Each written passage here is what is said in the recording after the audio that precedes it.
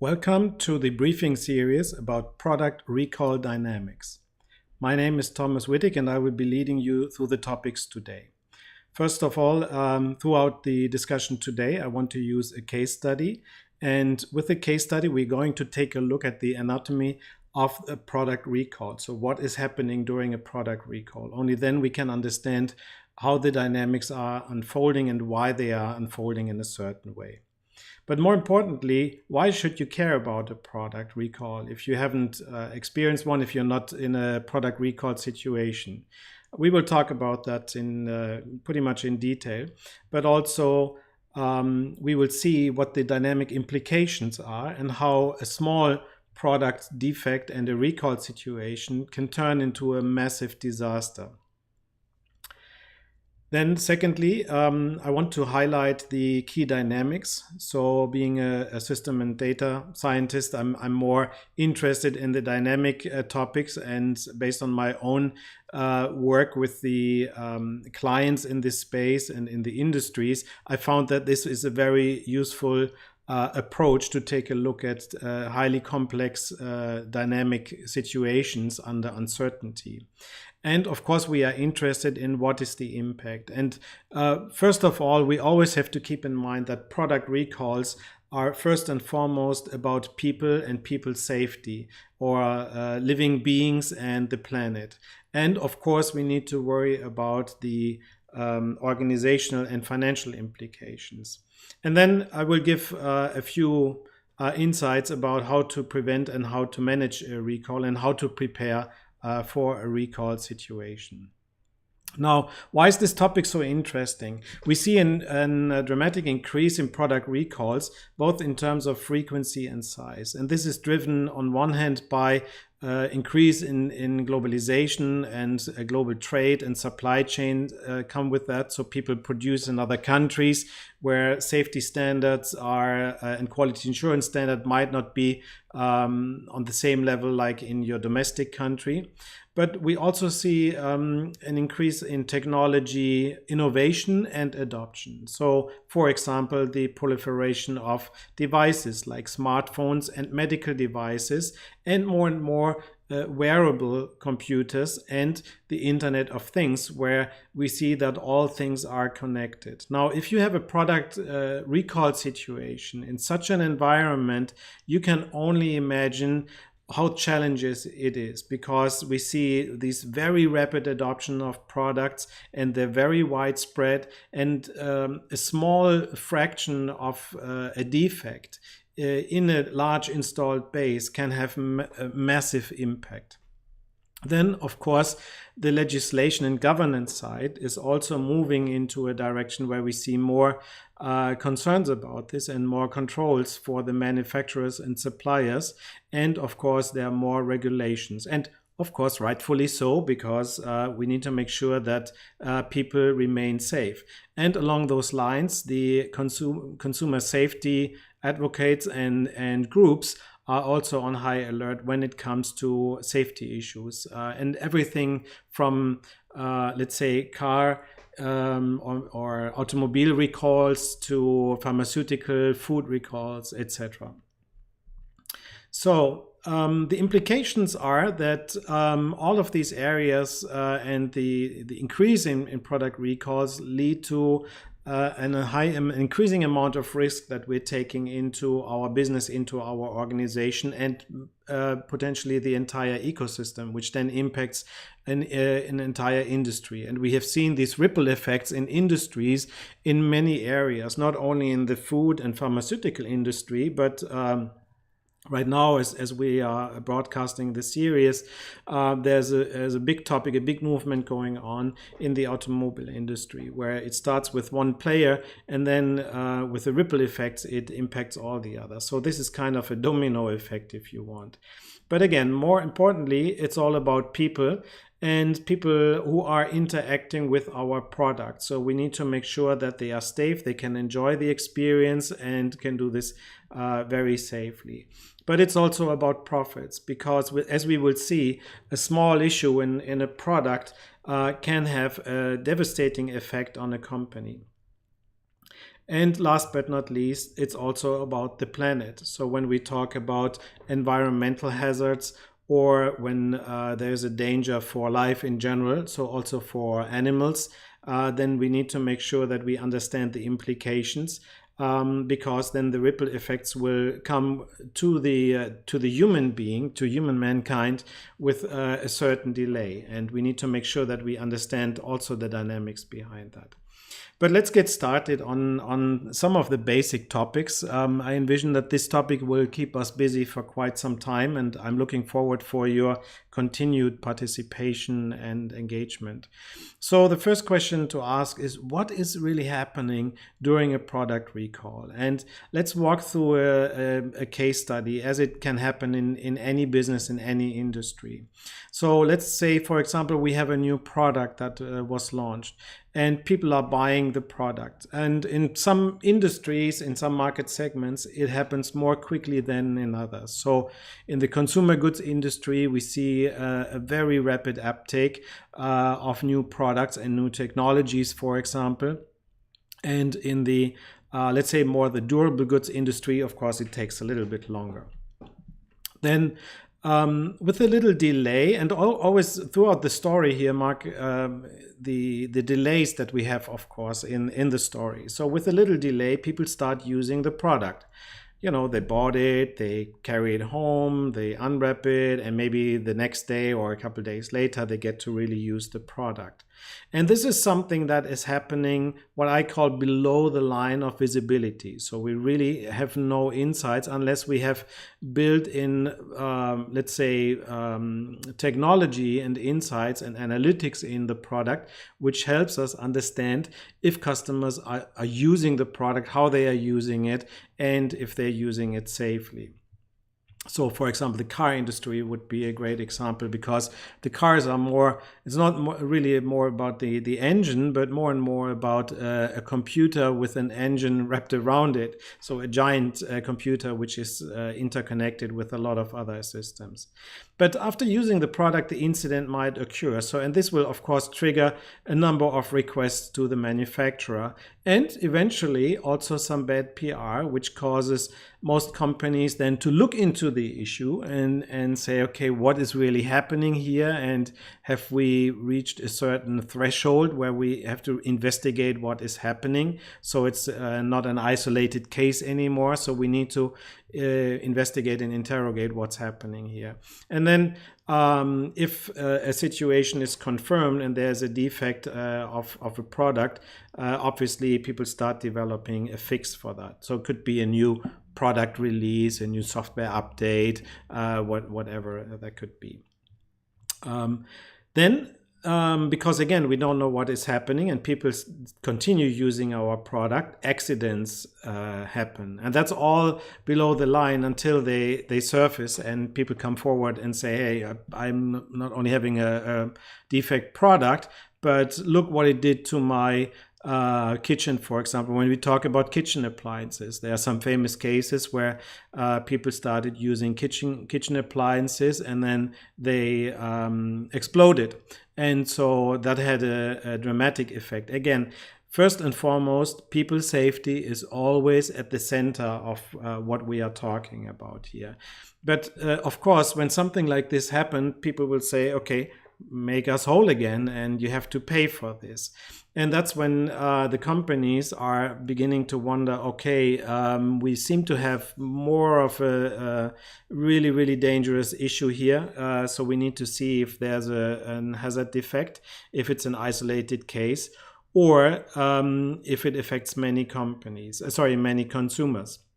And then as a consequence of that, and you see already how long that takes and the steps involved here, the company, if it's confirming that there is an hazard, it has not only the legal obligation and liability to inform the authorities, but it has to order an immediate sales stop.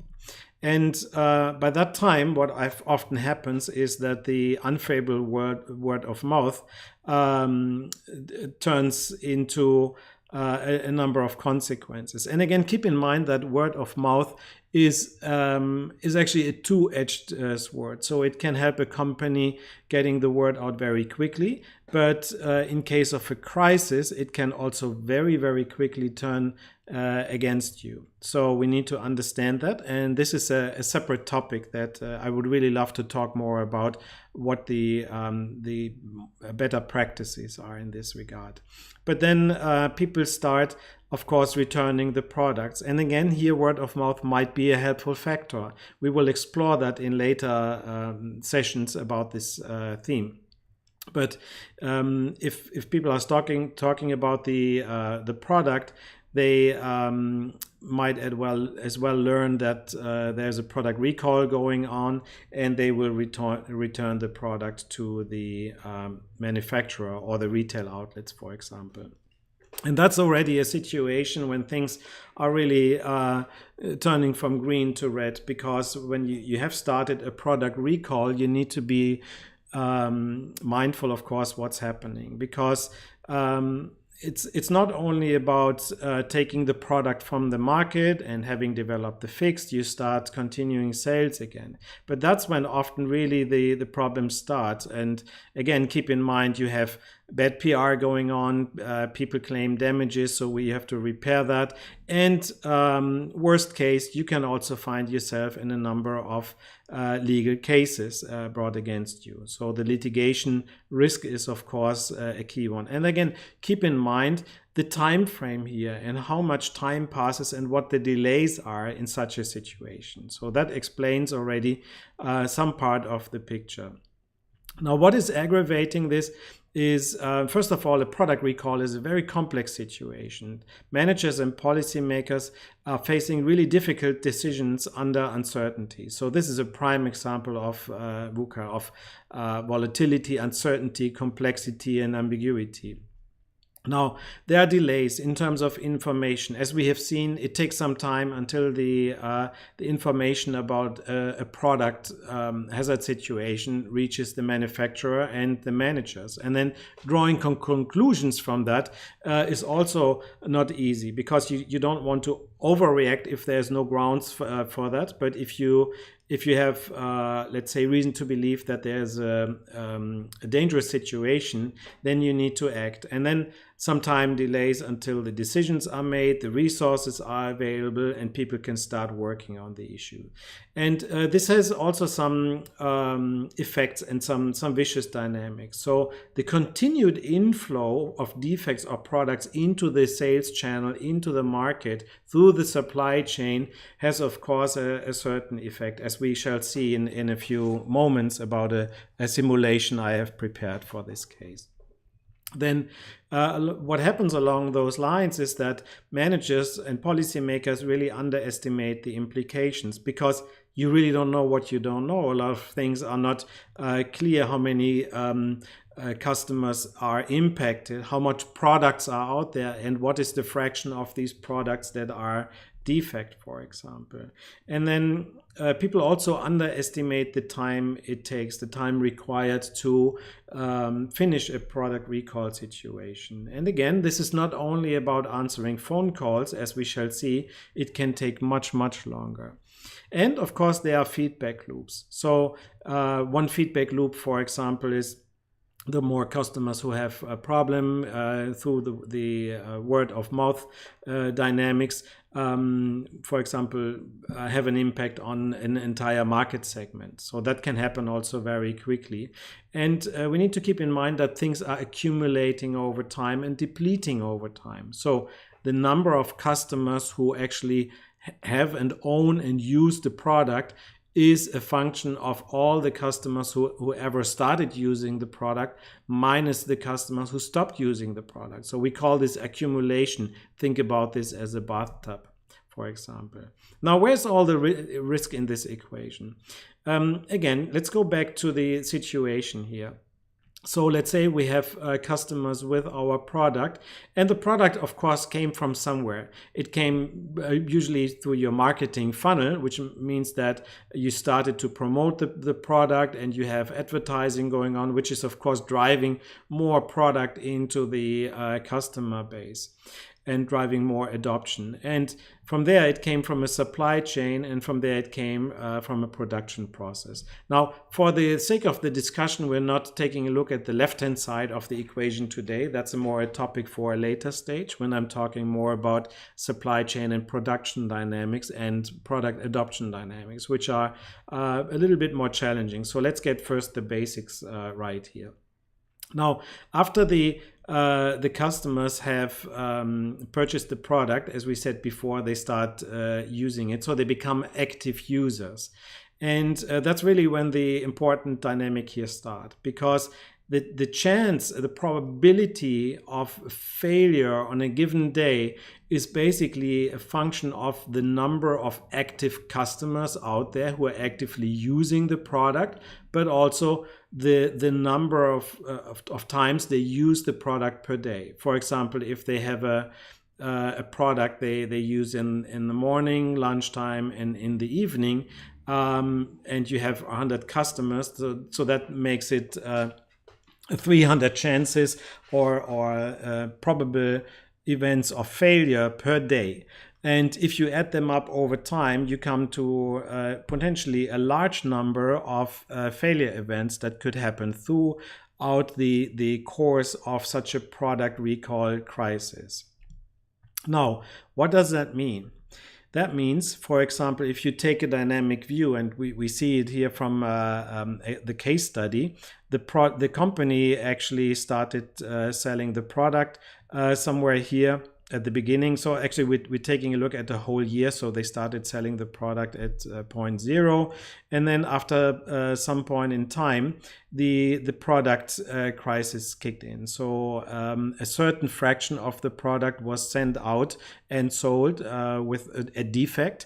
And so we need to account for a number of customers who start very quickly to have the product. And notice how quickly it happens even in this scenario, even if we don't have any rapid adoption here. So if you're shipping a certain number, let's say you're selling 100 products per day to customers, then this happens very quickly. And we will come back later why this actually then takes so long to level out again.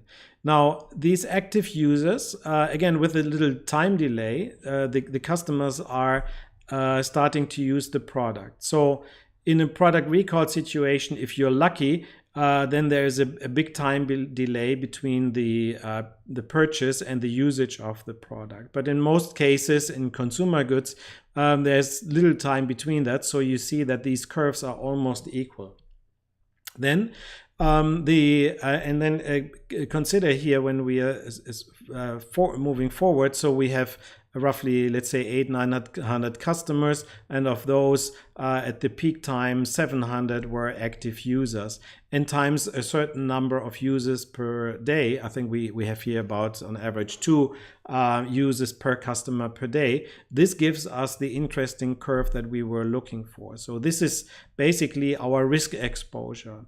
It's the over time the number of potential failures per day that we need to account for. And you see that at the peak time, it could be happen in any one of these 2,000 uses or use situations per day. So our goal as a product recall manager, as a situation manager, is to minimize, first and foremost, the area under this curve. That's really important. So what that means is we need to bring this curve down as quickly as possible, minimizing the risk exposure, making sure that people stop using the product, we take the product back, etc. Now, that's easier said than done, of course, especially if you're working in a business situation, in a business system which has a more complex supply chain, and you don't have so much information about your users, and there's little possibilities to actually reach out to them because you can't trace the product, so you don't know who's using it, and so on. Now, how to respond to this? So back to our picture, what we need to do here is first of all go back to our basic blueprint here of the situation. And the first priority should be to stop the usage and stop the inflows into the market. So that means we have to be very creative, very active to reach out to the users and make sure that first and foremost they have to stop using the product. So we cannot just wait until they knock on our doors and say, hey, what's wrong with this product? Look what happened. It exploded in my kitchen, or did damage, or had a car accident. I injured somebody, etc. So we have to stop the usage. And again, we will, in future sessions, I will give some more indications on what the key levers and key strategies are. Then also we need to consider to stop the inflow into the customer base. So we have to make sure that the product is on hold. So we have to order a sales stop. And of course, we need to make sure that those customers who have not unwrapped the product, have not used it, are not starting to use it. So we have to make sure that in some way we have to reach out to them as quickly as we can. And now compare that to some of the situations that you are familiar with. The time delays really work against that. So if people delay the decisions to make a product recall and to make it public, that is basically aggravating the situation. Then going back further, the chain here, we have to cut the supply chain. So making sure that no more products are being shipped into the marketing funnel or into the retail outlets, for example.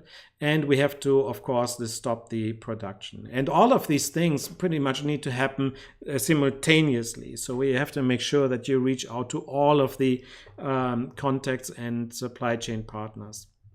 Now, then as we move to control the situation, first we need to make sure that we reduce the number of active users, meaning that we have to make sure that they are returning the product, that they stop using it. That's a first priority. And of course, we have to retrieve the products back from the customers who have not started using it. And of course, work through the entire supply chain. So obviously that will also happen very quickly. As soon as the dealers and distributors cannot sell the product anymore, they will send it back and it will pile up in your factories, in your manufacturing places, and so on. Now I want to talk a little bit about the financial implications. Again, this is a topic which we have to investigate because a company which is going bankrupt is also not very useful. It's not helpful to help the customers and distribution and business partners out there. So we have to make sure that we act with responsibility and make sure that the financial impact is minimized.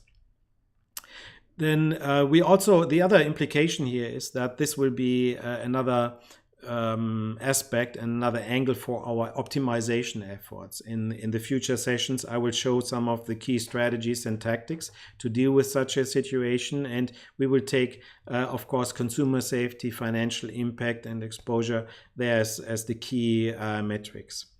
So what are the cost drivers? Again, a product recall situation is not only about handling phone calls and making sure that we have to call people and make sure they send back the boxes.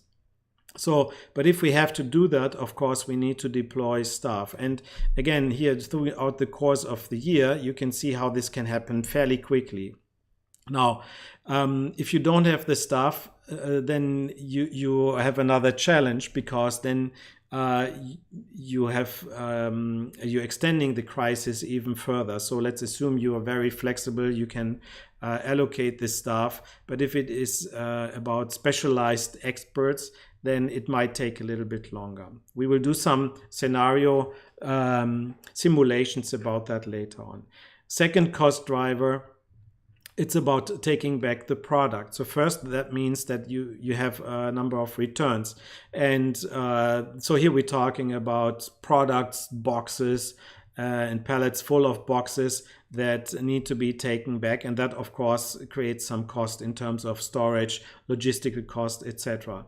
But customers expect their money back, so you have to pay them back. And the more expensive the product is, the higher the price point, the higher this cost driver, the more important this cost driver is going to be. So, and there you see, for example, in the automotive industry, when people have bought a vehicle for somewhere, I don't know, between 30,000 and 100,000 euros or dollars or yen, then of course, when you have to pay that back, that has of course, a very dramatic effect on your financials. And for those companies who are listed on the stock market, and other companies as well, have to worry here about revenue recognition, and then that can have a massive impact on the share price, of course. Again, another vicious dynamic that could kick in. But again, the key cost drivers that we have to worry about are not those that happen at the beginning, but more those that evolve and surface over time. Like, for example, the damages. When people claim damages, that something has to be repaired, that of course takes time, and the cost for that is piling up over time. You see already how this curve is developing not so steep at the beginning, and also consider the orders of magnitude. In this scenario, we have here 8 million, so that's way more compared to the 600K for the boxes and returns and money payback that we have. But it can get even worse. So, for example, if we have a litigation, then we have the cases for the litigation coming in fairly quickly. So that's usually happening somewhere here. We can see that maybe in a future session when we take a specific look about the litigation aspects of the crisis. But since the courts are not just waiting there for the cases, it will take some time for the judges to accept and look at the cases, and then they either dismiss the cases or investigate in it, and then there will be a lot of things going on here. And because some of these cases can extend over a fairly long period of time, this is happening fairly late in the crisis. And again, if you have a situation where consumers can be expected or can expect to be compensated by an order of magnitude for, let's say, for example, €1 million, $1 million per case that they win, then this piles up fairly quickly. Now, usually what happens is that there are only individual cases in such situations.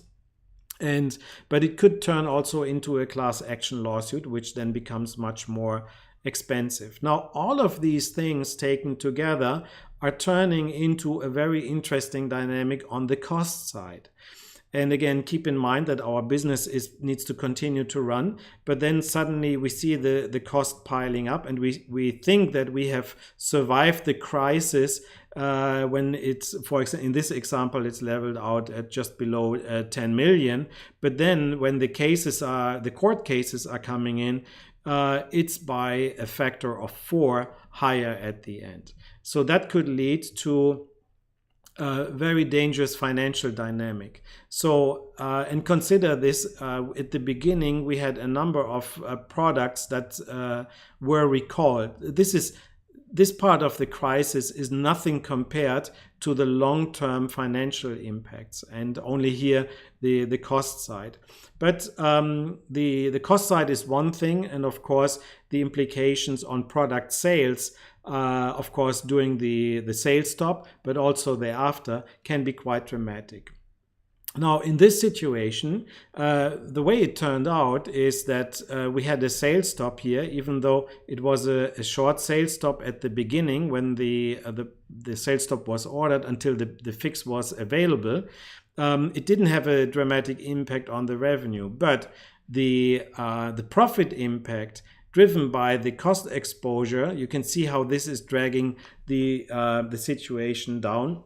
And even after a year, it was not nearly finished. So keep in mind, a small issue and a short period of time with a product issue in a high velocity business model can wipe out your profits over quite a long period of time. And this can have ripple effects, and they can be devastating. If this is your only product, and you have no reserves, then you probably be done pretty quickly. But if this is part of your portfolio, you have a good chance of surviving. And the question is always how to minimize this time period, how to act quickly and responsively and responsible in a way so that you can turn this crisis around really quickly. So some of the key action steps, I call it the R slide. Really, we have to think in this dimension. First of all, we have to be ready. We shouldn't start thinking about a product recall crisis when it's happening or when it's about to happen, when we smell that something is happening. Then you have no time for training and playing your scenarios through. So you have to start before, do a checkup and get ready for this. But when it starts, we have to be very responsive. So things have to happen very quickly and also in a responsible manner. We will talk about the topic of communication, and effective communication and timing here is very important. Then resolving the issue, which means that if you let people do this on their side job and you not have a dedicated team taking a look at resolving the issues from a product crisis, then you're dragging the crisis on much longer than necessary. And then, of course, recovery. So recovery means that after all the mess is over, you first of all have to figure out how to get the business back in shape again and how to rebound also from a reputation perspective, because a product recall can have massive impact. The consumer memory can be damaged, so the trust can be damaged very quickly, but it takes a long time to regain. Again, this is a very special topic I want to talk about in more detail later. The proactive approaches that you can take are, for example, doing scenario plannings and do a checkup of your delivery system, do a stress test, and work with crisis simulation to get your team familiar with how you work together and what is happening during a crisis, so that everybody understands the changes over time, the order of magnitudes in the velocity, how things happen, because then, only then, people are not surprised when something like this happened, and then you can act with more confidence and with less panic, and that will be a much more effective way. So I encourage the companies and organizations I work with also to train people in an experiential learning setting where people learn through management flight simulators how to respond and what is happening. So the interactive game simulations are a great way to learn about this. And then, of course, once you know you have issues and you have identified the key drivers of success or disaster, then it's about optimizing the processes and the delivery system. And this has to touch pretty much every part of the business. When a crisis happens, a reactive approach should include, first and foremost, a focus on the customer. The customer and consumer and user safety comes first. Communication, very high up on the list. If you intentionally try to put this under the carpet, this is usually firing back big time in a very quick period of time. Then it's important to put a situation manager in place and then start working on stopping the inflows, reaching out to the customers, triaging the issues also from a technology perspective. If you have a technology product, what is happening there? How does it manifest itself? How many people are impacted? What is the root cause for that? Root cause analysis is super important because you don't want to ship a fixed product, a repaired product, and then it turns out that the whole issue is working again. Think about the product recalls with the batteries, for example. When manufacturers say, okay, yeah, we developed a fix, it's the battery is okay now, it was a software issue, and then it turns out the same thing happened again. So you're losing trust big time. And of course, put together a cross-functional team. Now, having said this, this was the first walkthrough through the topic of product recall management dynamics. What I'm planning to do is to offer more insights in this series with a specific focus on the dynamic nature of managing these situations.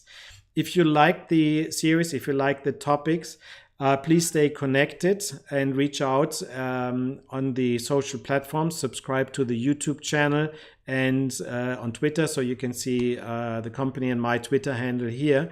And make sure that you sign up to the newsletter so you stay on top. Also, there will be a dedicated briefing series coming forward with more extended material. So I'm looking forward to your participation, also to your comments. Please leave a comment in the comment sections or in the Facebook groups, for example. And let me know what you think. So if there are topics that you'd like to investigate in specific situations, I'd be more than happy to include that into the upcoming briefings. Until then, I wish you will be prepared and not shocked if something like this happens. And of course, I wish you and your constituencies best of luck, and always safety comes first. Goodbye.